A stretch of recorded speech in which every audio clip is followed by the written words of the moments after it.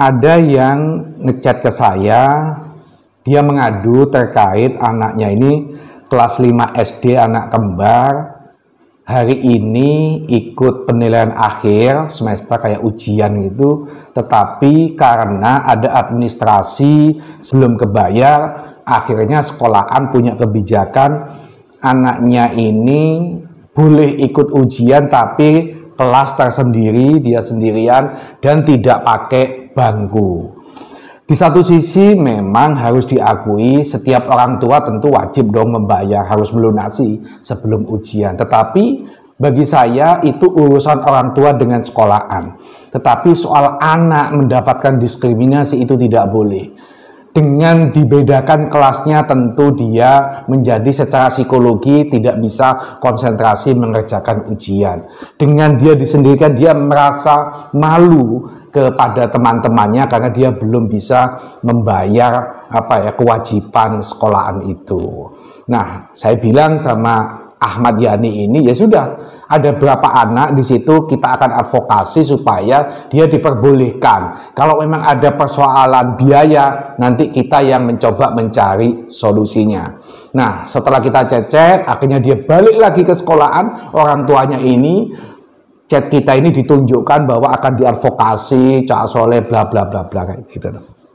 Nah, karena takut mungkin kan ini pengacara, sehingga akhirnya ada 6 anak yang awalnya disendirikan mengerjakan ujian tanpa bangku itu dikembalikan ke kelasnya masing-masing.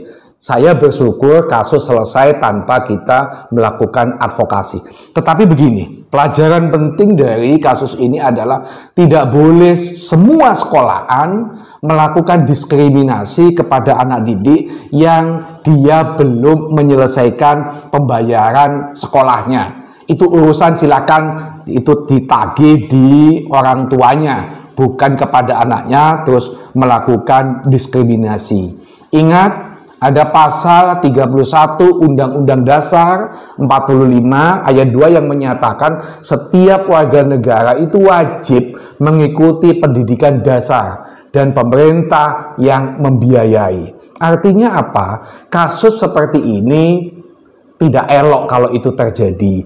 Mestinya pihak sekolahan bisa mengadu kepada dinas pendidikan atau kepada bupatinya masing-masing supaya ada keterlibatan, ada tanggung jawab dari pemerintah daerah. Yang dimaksud pemerintah itu bisa pemerintah pusat, bisa pemerintah provinsi, bisa pemerintah kabupaten, kota. Saya bersyukur kasus ini selesai. Ya, sekali lagi saya bersyukur kasus ini selesai, tapi kalau di daerah lain ada kasus seperti ini, ijazah tidak boleh diambil, misalnya tidak boleh ikut ujian karena belum membayar biaya sekolah, ya kita siap melakukan advokasi supaya anak didik kita, anak-anak kita semua bisa merasa nyaman di dalam sekolah, dia bisa merasa nyaman di dalam mengerjakan ujian akhir semester.